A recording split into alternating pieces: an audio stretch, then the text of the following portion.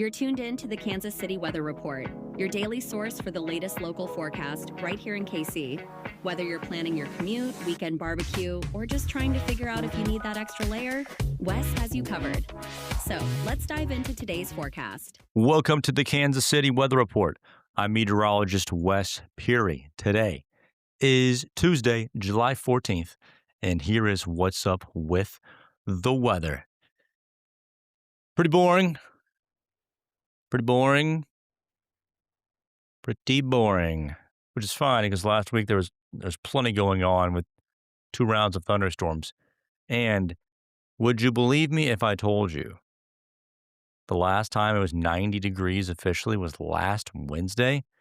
It's been in the middle to upper 80s every single day. I know Saturday I was outside. I went to Fan Fest and I was like, oh my gosh, I'm roasting. It was like, I think maybe it made it to 90 degrees downtown, but officially we only made it to 87. So we're kind of just floating around here in the middle to upper 80s.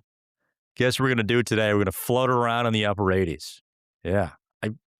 We're actually in this pattern that brings air in from the Great Lakes, from Chicago.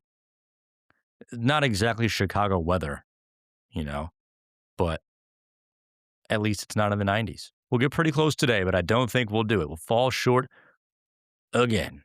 Temperatures out the door this morning are in the lower to middle 70s, like 75 degrees. At lunchtime, it'll be 80 to 85 degrees. And this afternoon, somewhere between 85 and 90. Dinner time temperatures will be in the middle 80s. The heat index will be running 2 or 3 degrees above the temperature. Again, there's noticeable humidity out there, but I wouldn't exactly call this stifling. Wednesday, more of the same. Morning temperatures out the door near 75. It'll be closer to 90 for Wednesday. The wind becomes a little bit more southerly, like a tad.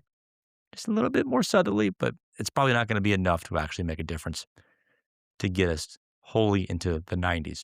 Rain looking like a better chance for Thursday. Thursday afternoon and Thursday evening, scattered thunderstorms will try to develop in the heat of the day, and that should in turn keep temperatures down into the upper 80s. Once again, it will be a little bit more humid on Thursday, but the lower temperatures and the increased humidity kind of cancels everything out, in which the heat index in the afternoon looks to be in the lower to middle 90s. Now, the wind direction Friday through Monday is more out of the south.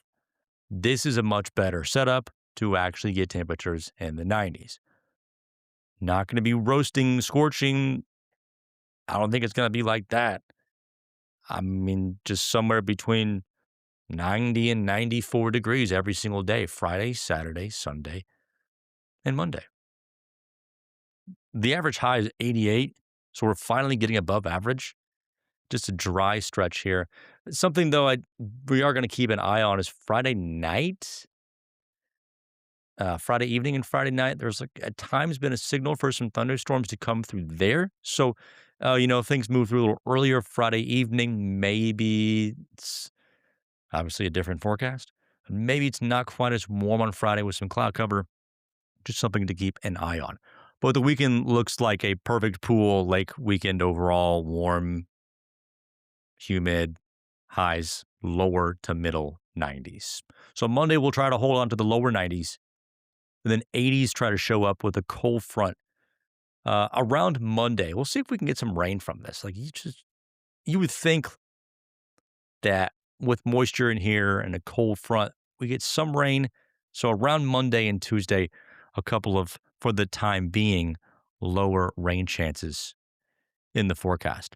And then a good signal here for the end of July to get cooler than average temperatures, 5 to 10 degrees cooler than average. So that means lower 80s for high temperatures for a few days is on the table here. Again, for late July, early August. What a great way to go through the hottest part of the year and get a several-day period of cooler than average temperatures. That's great. And what's funny is I remember looking back at late winter, early spring, and it was so warm. We had 3 days in March when it was in the lower 90s. In fact, those are the hottest days we've had so far. 93 occurred in March. And everyone's like, oh man, does this mean it's going to be a super hot summer? I'm like, maybe, maybe. Like summer's hot in general. So it's kind of like we're not even getting close to hitting 100 degrees any of these days. And so you would think like extrapolating how late winter and early spring behaved. I mean, summertime was going to be near 100. Not exactly. I think the recent rainfall has has been helpful in holding down some of the high heat. Speaking of, it's been a lot wetter here in Kansas City than many locations in the southeast. So for Kansas City, we've had about 29.5 inches of rainfall. That is about 8 inches more than average. That is more than what West Palm Beach averages, more than what Daytona, Melbourne, what they average, about the same thing as what Miami gets, more than Tampa, more than Key West, more than Orlando.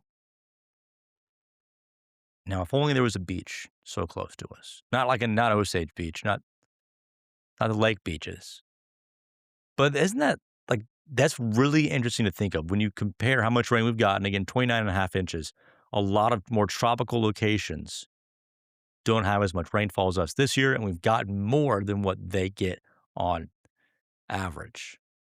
Like especially Tampa. Like Tampa only has 15.5 inches of rainfall.